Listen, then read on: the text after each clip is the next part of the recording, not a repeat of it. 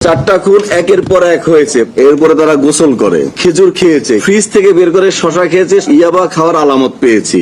সেই ইয়াবা তাদের ডাইনিং টেবিলে বসে সেবন করে। সেই বাসায় দুইটা ফোন ছিল, ফোনগুলো ডিটারজেন্ট দিয়ে বালতিতে ভিজিয়ে রাখে। ভোর রাত থেকে শুরু হয়ে এই ঘটনাটা তারা সারাদিন ঘটায়। চারটা খুন একের পর এক হয়েছে। প্রথমে গণপতি চক্রবর্তী স্যারকে খুন করা হয়। স্যারের গঙ্গানি শব্দ পেয়ে স্যারের ওয়াইফ প্রীতিলতা চক্রবর্তী ম্যাডাম যখন যাচ্ছিলেন তখন উনাকে খুন করা হয়। উনার শব্দ পেয়ে মেয়েটা যখন আসতেছিলেন প্রার্থী চক্রবর্তী, এরপরে প্রার্থী চক্রবর্তীকে খুন করা হয়।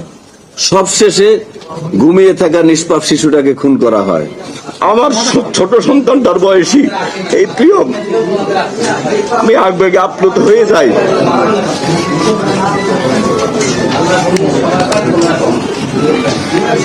যে বাসায় ঘটনাটা ঘটে সেখানে আমরা ইয়াবা খাওয়ার আলামত পেয়েছি। তখন আমরা সন্দেহ করি যে যারা ঘটনা ঘটিয়েছে, ঘটনার আগে পর হোক তারা ইয়াবা খেয়েছে, খেজুর খেয়েছে। খেজুরটার যে বিচি রয়েছে আমরা সেটা ডিএনএ টেস্টে দিয়েছি। এরপরে ফ্রিজ থেকে বের করে শশা খেয়েছে, শশা অর্ধ কামড় দেয়া রয়েছে এবং তাদের বক্তব্যের সাথে এটা মিলে গেছে। তারা যখন খুন করে, খুন শেষ হওয়ার পরে তারা বলছে যে খুনিরা তাদের শরীর খুব উত্তেজিত ছিল, তখন তারা শশা বের করে শশা খায়। এরপরে তারা গোসল করে। ছোট ছেলেটা যে রুমে ছিল সেই রুমের বাথরুমে গোসল করে। প্রথমে সিদ্ধার্থ গোসল করে, সিদ্ধার্থ বের হওয়ার পরে মুগ্ধ গোসল করে। গোসল করার পরে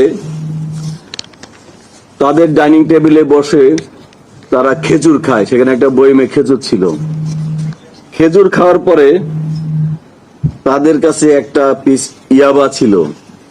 সেই ইয়াবা তাদের ডাইনিং টেবিলে বসে সেবন করে এবং ইয়াবার আলামত আমরা পেয়েছি। ইয়াবা সেবনের পরে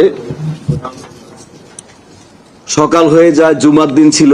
তারা অপেক্ষা করতে থাকে বাইরে লোকজন যেন কমে যায়। যখন জুমার নামাজের সময় হয় তখন তারা, মুসল্লিরা নামাজে ব্যস্ত ছিল, রাস্তাঘাট ফাঁকা ছিল। দুইজন বাসার থেকে বের হয়ে সাথে লুট করে নিয়ে যায়। এর মধ্যে সিদ্ধার্থ, সে একটা স্বর্ণের দোকানের কারিগর, পিকে পাল জুয়েলার্সে 8 বছর যাবৎ স্বর্ণের কাজ করে। কাজে সে কোনটা স্বর্ণ কোনটা ইমিটেশন সে চিনে এবং একটা চুড়ি সে আগুন দিয়ে পরীক্ষা করে। আমরা যখন কালকে আলামতটা পেলাম যে একটা চুড়িকে স্বর্ণের চুড়ি কিনা পরীক্ষা করার জন্য আগুন দিয়ে টেস্ট করা হয়েছিল, তখন আমরা অনুমান করেছিলাম স্বর্ণের কাজে অভিজ্ঞ হয়তো কেউ থাকতে পারে। এই ঘটনাকে ডাকাতি বলে যেন পুলিশ মনে করে, সেজন্য তারা ইচ্ছাকৃতভাবে জিনিসপত্র এলোমেলো করে, অর্থাৎ তদন্তকে ভিন্ন খাতে প্রবাহিত করার জন্য ইচ্ছাকৃতভাবে এটা করে।